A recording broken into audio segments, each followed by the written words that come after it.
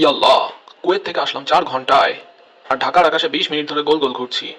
এটা কি এয়ারপোর্ট নাকি না মেলার নাগরদোলা? আমি তো প্রথমবার এসে মনে করছি আমার নেভিগেশন সিস্টেমই নষ্ট হয়ে গেছে। আরে জাজিরা ভাই, চিল। এটা ঢাকা, এখানে জ্যাম ছাড়া ল্যান্ড করা মানে লটারি জেতা। আপনি নতুন তো, তাই ঘাবড়াচ্ছেন। ঠিক বলেছ ড্যাশ 8। জাজিরা ভাই, আপনি তো তাও A320 নিও, তেল কম খরচ হয়।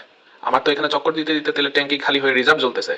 আমার আবার ফেরার তাড়া আছে। বেশি দেরি হলে কিন্তু টাওয়ারকে বলে আপনাকে পেছনে ফেলে আগে ল্যান্ড করব। দাদা, আপনি আগে গিয়ে কি করবেন?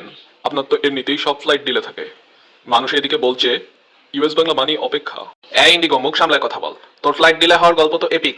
মানুষ তো বলে ইন্ডিগো মানে হলো ইন ডিলে গো। হা হা হা হা। আহারে পোলাপান, তোরা এখনো ঝগড়া করছিস? আমি 20 বছর আগে যখনই আকাশে উঠতাম, তখনও এই জ্যাম ছিল। ভাবছিলাম কানাডা থেকে ওভারহলিং করে নতুন পার্টস লাগিয়ে আসলাম, জ্যাম মনে হয় কমছে। এসে দেখি অবস্থা সেই ওল্ড ইজ গোল্ডই রয়ে গেছে। ওরে বাস, এ তো C-130 দাদু যে। আপনি তো আমাদের গর্ব। কানাডা থেকে ফিরে তো আপনাকে একদম ইয়াং দেখাচ্ছে। তা দাদু, এই জ্যামের সমাধান দিতে পারেন না কোনো? সমস্যা তো রানওয়েতে, একটা মাত্র রানওয়ে। সেখানে সবাই লাইন ধরে বাসের মতো আছে। জাজিরা ভাই, আপনি তো নিও মডেল, একটু হাইটেক বুদ্ধি দেন না টাওয়ারকে। হাইটেক বুদ্ধি দিয়ে কি হবে? এখন তো মনে হচ্ছে ইন্টেরিয়র ডিজাইন করা দরকার, যাতে প্যাসেঞ্জাররা জ্যামে বসে একটু আরাম পায়। তো আমাদের স্পন্সর আর্ক ফর স্টুডিওকে বলেন আকাশের উপর একটা লাউঞ্জ বানিয়ে দিতে। দাদা, অনেক হয়েছে। ওই দেখো দেখো, টাওয়ার সিগন্যাল দিচ্ছে।